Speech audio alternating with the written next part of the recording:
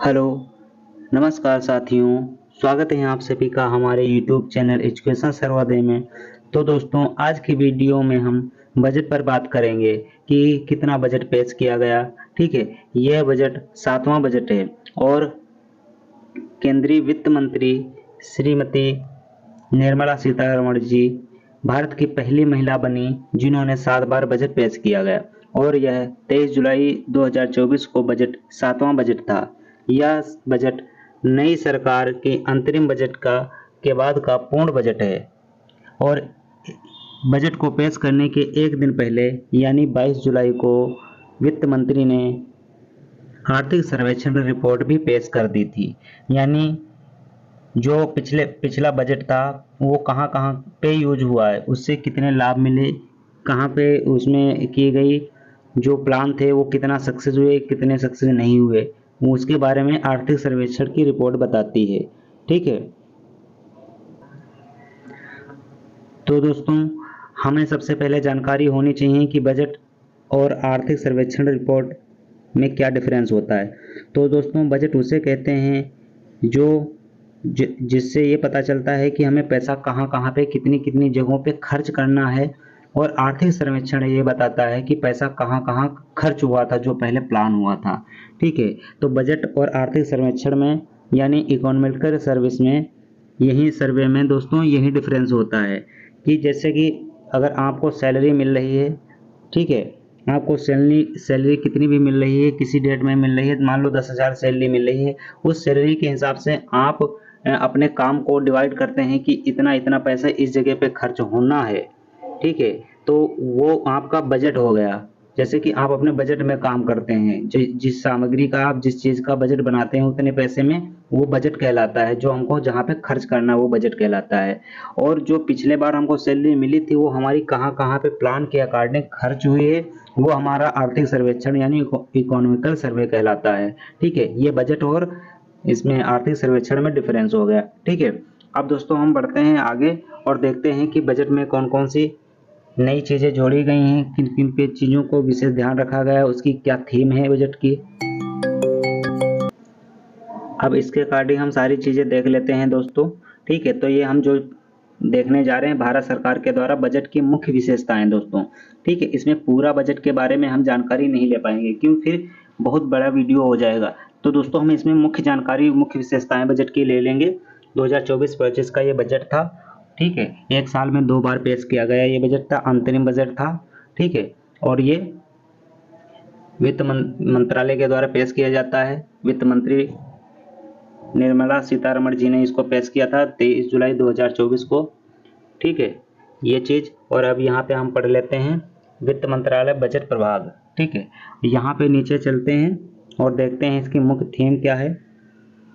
विकसित भारत के हमारे लक्ष्य का रोड मैप। ठीक, विकसित भारत के हमारे लक्ष्य का रोड मैप। मुख्य 4 जातियों पर ध्यान दिया गया, विशेष ध्यान दिया गया है। 4 मुख्य जातियों पर विशेष ध्यान दिया गया है। ठीक है, जिसमें है गरीब, महिलाएं, युवा, अन्नदाता। गरीबों पर विशेष ध्यान दिया गया है, महिलाओं पर विशेष ध्यान दिया गया है और युवाओं पर विशेष ध्यान दिया गया है। और अन्नदाता अन्नदाता मतलब किसानों पर विशेष ध्यान दिया गया है। अब की जो बजट पेश किया गया है इसमें अन्नदाताओं पर, गरीबों पर, महिलाओं और युवाओं पर विशेष कर ध्यान दिया गया है। ठीक है, बजट के मुख्य विषय कौन कौन से थे। पहला, रोजगार कौशल प्रशिक्षण, MSMI, मध्यम वर्ग, ये इसके 4 जो हैं मुख्य विषय हैं। और यहाँ पे नीचे हम पढ़ लेते हैं दोस्तों, विकसित भारत के लिए प्राथमिकताएं क्या हैं, प्राथमिकताएं क्या हैं। कृषि में उत्पादकता और अनुकूलनीयता। ठीक है, अनुकूलनीयता, यहाँ पे सारी चीजें आप देख सकते हैं, आप आराम से इस वीडियो शुरू करके पढ़ सकते हैं। यहाँ पे सारी चीजें उत्पादकता बढ़ाने और जलवायु के अनुकूलन किस्मों के विकास पर जोर देने के लिए कृषि अनुसंधान व्यवस्था की व्यापक समीक्षा। और यहाँ पे आत्मनिर्भरता में भी दिया गया, सरसों, मूंगफली, तिलहनी की फसलें हैं जो इनके लिए और बढ़ोतरी करने के लिए। और नई यहाँ पे दिया गया नई किस्मों को शुरू करना, यानी किसानों की खेती बाड़ी के लिए 32 कृषि और बागवानी फसलों की, यानी 32 कृषि वाली फसलें और 109 बागवानी वाली फसलें जो उच्च पैदावार वाली होंगी, जिनकी दर उच्च पैदावार वाली होगी, उनको क्या है लागू करना है, उनको जारी करना है। ठीक है दोस्तों, तो यहाँ पे हम सब्जी उत्पादन और आपूर्ति श्रृंखला, यहाँ पे सारी चीजें देख सकते हैं। झींगा उत्पादन और निर्यात के बारे में भी, झींगा खेती प्रसंस्करण और निर्यात के लिए नाबार्ड के माध्यम से वित्त पोषण की सुविधा उपलब्ध कराई जाएगी। यहाँ पे दे रखे हैं सारी चीजें। 3 वर्षों में किसानों और उनकी जमीन को शामिल करने के लिए डीपीआई 400 जिलों में डिजिटल फसल सर्वेक्षण, ये सारी चीजें यहाँ पे जन सामर्थ्य आधारित किसान क्रेडिट कार्ड और भी बनेंगे, मतलब जारी करेंगे। ठीक है, विकसित भारत के लिए प्राथमिकताएं कौन कौन सी थी, ये 2 नंबर के रोजगार और कौशल प्रशिक्षण में क्या क्या हो सकता है। सभी औपचारिक क्षेत्रों में पहली बार रोजगार प्राप्त करने वाले को 3 किस्तों में 15,000 रुपये तक 1 माह का वेतन, इससे 210 लाख युवाओं को लाभ प्राप्त होने की आशा है। इतना ये कह रहे हैं कि इतने बजट में अगर इतना होगा तो 210 लाख युवाओं को लाभ प्राप्त करने की आशा है। यानी ये युवाओं के लिए भी कुछ कर अब की और अलग से सोच रखे हैं सरकार ने। ठीक है, और इधर आप पढ़ सकते हैं सरकार नियोक्ताओं के ईपीएफओ अंशदान के लिए उन्हें 2 वर्ष तक 3,000 रुपये प्रतिमाह की प्रतिपूर्ति करेगी। इससे 50 लाख नौकरियों की सृजन होने की आशा है। यहाँ पे साफ साफ लिखा है यहाँ पे दोस्तों, इसमें शायद नौकरी निकालने के ज़्यादा चांस हैं, मिलने के चांस ज़्यादा हैं। युवाओं के लिए ये रोजगार के अवसर हैं, पहली बार रोजगार प्राप्त करने वाले। यहाँ पे सारी चीज़ें आप देख सकते हैं, धीरे धीरे पढ़ सकते हैं। और ये पीएम पैकेज, ठीक है, चौथी योजना है। यहाँ पे सारी चीज़ें उद्योग के सहयोग वाले दिए हैं। 5 वर्षों में अवधि में 20 लाख युवाओं को कौशल प्रशिक्षण दिया जाएगा। जैसे कौशल विकास योजना वगैरह थी उनसे रिलेटेड ही ये होंगे और प्रशिक्षण दिया जाएगा। परिणामोन्मुख दृष्टिकोण के साथ हब और स्पोक मॉडल में 1000 औद्योगिक प्रशिक्षण संस्थानों का उन्नयन किया जाएगा। उद्योग की कौशल संबंधी आवश्यकताओं के अनुरूप पाठ्यक्रम की विषय वस्तु और फ्रेमवर्क तैयार किए जाएंगे। यहाँ पे सारी चीजें दे रखी हैं। इधर आप देख सकते हैं लेफ्ट साइड में सरकार समर्थित निधि गारंटी के साथ 7.5 लाख रुपए तक का ऋण, इससे प्रतिवर्ष 25,000 छात्रों को सहायता मिलने की, यानी स्कॉलरशिप वगैरह की व्यवस्था जारी रहेगी। इसके लिए भी बजट पेश कर दिया गया है। घरेलू संस्थानों में उच्चतर शिक्षा के लिए 10 लाख रुपए, ये सारी उसी प्रकार की बातें की गई हैं। ठीक है, ये सारी चीजें युवाओं के लिए भी बेहतर है, स्टूडेंट के लिए भी बेहतर है। और समावेशी मानव संसाधन, विकसित भारत के लिए प्राथमिकताएं क्या हैं, समावेशी मानव संसाधन विकास और सामाजिक न्याय के लिए भी ये सारी चीजें यहाँ पे दे रखे हैं। ठीक है, महिलाओं और बालिकाओं के लाभार्थी योजनाओं के 3 लाख करोड़ रुपए अधिक आवंटन। ठीक, प्रधानमंत्री जनजातीय उन्नत ग्राम अभियान, यानी 63,000 गाँवों को कवर करते हुए आदिवासी समुदायों को, जो ट्राइब्स होते हैं उनके लिए ये समुदायों को सामाजिक आर्थिक स्थिति में सुधार, इससे 5 करोड़ जनजातीय लोगों को लाभ होना, यानी 5 करोड़ जनजातियों को लगभग लाभ होगा इससे। ठीक है, और इसमें पूर्वोत्तर इंडिया में इंडिया पोस्ट पेमेंट बैंक की सबसे अधिक शाखाएं खोली जाएंगी। अभी तक तो देशों पश्चिमी जगहों पर कुछ थे, जो देश के पश्चिमी जगह थी उन पे ये जो है इंडिया पोस्ट पेमेंट बैंक जारी है, कुछ जगहों पर चल रही है, जैसे यूपी बिहार, इन सभी में ये क्या है इंडिया पोस्ट पेमेंट बैंक चल रही है। और कुछ जगहों पे अभी खोलने बकाया, तो ये पूर्वोत्तर क्षेत्र जो रह गए हैं बकाया, उनमें सबसे अधिक इंडिया पोस्ट पेमेंट बैंक की शाखाएं खोले जाने के लिए बात कही गई है। ठीक है, फिर यहाँ पे आंध्र प्रदेश पुनर्गठन अधिनियम की बात की गई है। यहाँ पे आप देख सकते हैं वित्त वर्ष 2024-25 में 15,000 करोड़ रुपए की वित्तीय सहायता की व्यवस्था की जाएगी। यहाँ पे सारी चीजें दे दी गई हैं। अब यहाँ पे विकसित भारत के लिए प्राथमिकताएं दी गई हैं, विनिमय निर्माण और सेवाएं, यहाँ पे सारी चीजें देख सकते हैं आप लोग चौथे नंबर पर। यहाँ पे आप धीरे धीरे करके एक एक चीज चाहे तो वीडियो को स्लो करके पढ़ सकते हैं। ठीक है, और यहाँ पे इंटर्नशिप अवसर 5 वर्ष की अवधि में 1 करोड़ युवाओं को शीर्ष 500 कंपनियों में इंटर्नशिप के अवसर उपलब्ध कराने की योजना, यानी प्राइवेटाइजेशन का भी ध्यान रखा गया है, उसमें भी ये लोग सिस्टम बनाए गए। CSR निधियों के माध्यम से प्रतिमाह 5,000 रुपये का भत्ता और 6,000 की एककालिक सहायता दी जाएगी। ठीक है, और यहाँ घरेलू उत्पादन, रिसाइकलिंग और ओवरसीज अधिग्रहण के लिए क्रिटिकल मिनरल मिशन, यहाँ पर सारी चीजें जो है ये दी जाएंगी। यहाँ पे दिवालियापन समाधान में गति लाने के लिए अधिक, यानी उपचार भी अच्छे से किया जाएगा। दिवालियापन समाधान में गति लाने के लिए अधिकरण और अपील अधिकरण को सुदृढ़ करना और अतिरिक्त अधिकरण स्थापित करना। और विकसित भारत के लिए और प्राथमिकताएं 5 नंबर शहरी विकास, ये सारी चीजें दे रखी हैं। यहाँ पे चयनित नगरों को सबसे साप्ताहिक, यहाँ पे सारी चीजें दे रखी हैं, आप एक एक करके यहाँ पे पढ़ सकते हैं। ठीक है, वरना फिर वीडियो बहुत ज्यादा लंबी हो जाएगी, हम आप लोगों को पढ़ के बताएंगे। और हाँ, मेन चीज यहाँ पे देखते हैं आवास संबंधी आवश्यकताएं, यानी आवास संबंधी आवश्यकताओं की बात यहाँ पे की गई। PM आवास योजना शहरी 2.0, इसमें क्या है 10 लाख करोड़ रुपए का निवेश करके 1 करोड़ शहरी गरीबों तथा मध्य वर्ग की आवश्यकताएं पूरी होंगी। और यहाँ पे लिखा है अधिक उपलब्धता के साथ कुशल तथा पारदर्शी रेंटल हाउसिंग मार्केट के लिए सामर्थ्यकारी नीतियां तथा विनिमय लागू किए जाएंगे। विकसित भारत के लिए प्राथमिकताएं ऊर्जा सुरक्षा में जैसे पैनल वगैरह है, ठीक है, नाभिकीय ऊर्जा, निजी क्षेत्र पैनल सहायता, और इसमें ये जो ऊर्जाएं हैं इनके लिए भी 800 मेगावाट के वाणिज्य संयंत्र की स्थापना की जाएगी। एनटीपीसी और बीएचईएल का संयुक्त उद्यम पूर्ण क्षमता 800 वाले मेगावाट की वाणिज्य संयंत्र की स्थापना करेगा। ये इधर भी बात दिख रही है, ठीक है। यहाँ पे आप देख सकते हैं पीएम सूर्य घर मुफ्त बिजली योजना, ठीक है। ये जो पीएम सूर्य घर मुफ्त बिजली योजना है इसको भी जारी रखा जाएगा। 1 करोड़ घरों को मुफ्त बिजली मिलेगी। 300 यूनिट तक प्रतिमाह बिजली आपको फ्री मिल सकती है। अब तक 1.28 करोड़ पंजीकरण और 14 लाख आवेदन हो चुके हैं इसमें, ये बताया गया है। विकसित भारत के लिए प्राथमिकताएं नंबर 7 पे क्या है, अवसंरचना। यहाँ पे सारी चीजें दी गई हैं, यहाँ पे आप इसकी डिटेल एक्सेस करके देख सकते हैं, ठीक है। ये जीडीपी का 3.4% है यहाँ पे, और इसका संसाधन आवंटन दीर्घावधि ब्याज इसमें देख सकते हैं। मोबाइल फोन वगैरह जो कुछ है, कैलकुलेटर, यहाँ पे सारी चीजें देख सकते हैं आप। सिंचाई एवं बाढ़ उपशमन भी किया गया है, ठीक है। ऐसी जगह जहाँ पे सिंचाई के कमियां हैं वहाँ पे नहरें बनाना या वहाँ पे पानी की उचित व्यवस्था करना, तथा जहाँ पे बाढ़ अधिक आती है, भूस्खलन होता है, वहाँ पर भी इन चीज़ों का निवारण करने के लिए इसका बजट जारी कर दिया गया है, ठीक है। तो यहाँ पे आप लोग देख सकते हैं ये सारी चीज़ें एक एक करके आप लोग पढ़ सकते हैं। विकसित भारत के लिए प्राथमिकताएं जीवन शैली पे यहाँ पे देख सकते हैं। अवसंरचना, पर्यटन के मंदिर मतलब काशी विश्वनाथ मंदिर कॉरिडोर के मॉडल पर विष्णुपद मंदिर कॉरिडोर और महाबोधि मंदिर कॉरिडोर का विकास, यानी वहाँ पे कॉरिडोर का निर्माण किया जाने के लिए भी बजट पेश किया गया है। नालंदा विश्वविद्यालय के को पर्यटन के रूप में और अच्छे से बेहतर बनाने के लिए भी यहाँ पे बजट की बात की गई है, और यहाँ पे ये सभी डिटेल में जानकारी दी जा चुकी है। तो यहाँ पे आप लोग देख सकते हैं कि कुछ विकास होने के लिए भी ठीक ठाक काम हो रहा है मेरे हिसाब से, जब इसमें बजट पेश किया जा रहा है, किया गया जो बजट में दिया गया है।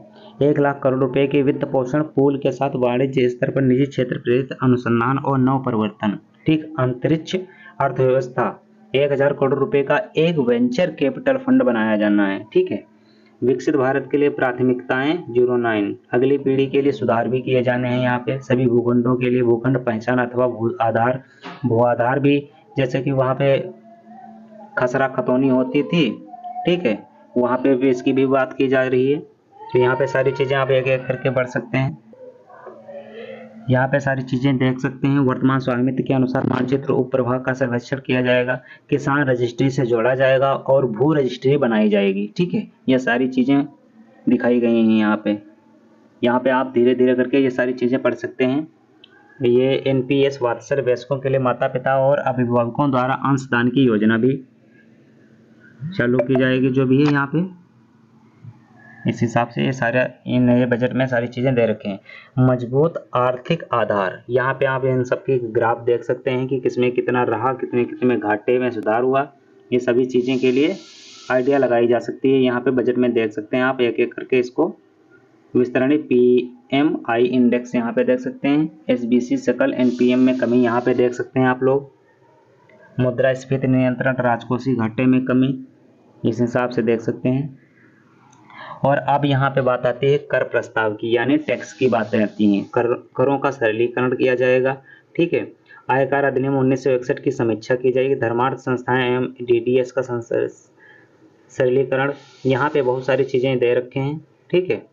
क्षेत्र विशिष्ट सीमा शुल्क के प्रस्ताव यहाँ पे आप लोग एक एक करके अगर पढ़ सकते हैं, ठीक है, वरना फिर आप लोगों के लिए वीडियो बहुत ज़्यादा लंबी हो जाएगी। और यहाँ पे देखने वाली बात है कि सीमा शुल्क में परिवर्तन और लाभ पाने वाले क्षेत्र कौन से। कैंसर की 3 और दवाइयों पर सीमा शुल्क से पूर्णतया छूट, किफ़ायती दवाइयाँ, ठीक है। और मोबाइल फ़ोन, मोबाइल PCB और चार्जर पर BCD घटाकर 15% करना। मोबाइल उद्योग को इससे लाभ पाने वाले क्षेत्र हैं। सोने और चांदी पर सीमा शुल्क घटाकर 6% और प्लेटिनम पर 6.4% करना। घरेलू मूल्य संवर्धन में है, यानी यहाँ पर दोस्तों सोने की भी कुछ रेट गिरने वाली है शायद इसके हिसाब से, बजट के हिसाब से। और मोबाइल चार्जर पर भी रेट दोस्तों ये सस्ते होने वाले हैं कुछ हद तक। और झींगा और फिश सीड पर BCD घटाकर 5% करना। इसमें समुद्री निर्यातों की प्रतिस्पर्धात्मकता में वृद्धि होगी। सोलर सेल और पैनलों के निर्माण के लिए फिर यहाँ पे सारी चीज़ें हैं दे रखे हैं, एक एक करके देख सकते हैं आप लोग। यहाँ पे पूंजीगत लाभ को तर्कसंगत बनाना, यहाँ पे ये चीजें देख सकते हैं। वित्तीय परिसंपत्तियों पर लघु अवधि के लाभों पर 20% कर लगेगा, ये यहाँ पे देख सकते हैं। और यहाँ पे रही नई कर व्यवस्था को सरल बनाने का मतलब क्या है, 17,500 तक की बचत। ठीक है, शून्य 0 से 3 लाख रुपए तक का शून्य टैक्स पड़ेगा आपका, मतलब कोई शुल्क नहीं पड़ेगा, टैक्स कोई नहीं पड़ेगा। 3 से 7 लाख रुपए है तो आपका 5% टैक्स पड़ेगा। 7 से 10 लाख है तो 10%, 10 से 12 लाख है तो 15%, 12 से 15 लाख है तो 20%, 10 से 12 लाख और 12 से 15 लाख है तो 20%, और 15 लाख से ऊपर है तो 30% का आपसे टैक्स वसूला जाएगा। ठीक है, यहाँ पे वेतनभोगी कर्मचारियों के लिए मानक कटौती 50,000 से बढ़ाकर 75,000 की गई। यहाँ पे सारी सीधे पेंशन भोगियों के लिए पारिवारिक पेंशन पर कटौती 15,000 से बढ़ाकर 25,000 की गई। यहाँ पे सारी चीजें दे गई हैं और यहाँ पे दिखाया गया है कि रुपया कहाँ से आता है। ठीक है, उधारी से 27%, यानी सरकार 27% तो लोन ले लेती है। ठीक है, यहाँ पे 27% उधारी और देयताएं के लिए 27%, कर विनिमय कर भिन्न भिन्न प्राप्तियां 9%, ऋण भिन्न पूंजीगत प्राप्तियां 1%, सीमा शुल्क से 4% आता है, निगम कर से 17%, यहाँ से केंद्रीय उत्पाद शुल्क 5% और आयकर से 19% पैसा आता है। ठीक है, और यहाँ पे रुपया जाता कहाँ है, तो यहाँ पे दोस्तों हम बात करेंगे रुपया जाने की बात। तो यहाँ पे पेंशन पे 4% जाता है, ब्याज भुगतान पे 19% जाता है, 27% लेते हैं और 19% इसके ब्याज पे चला जाता है। ठीक है,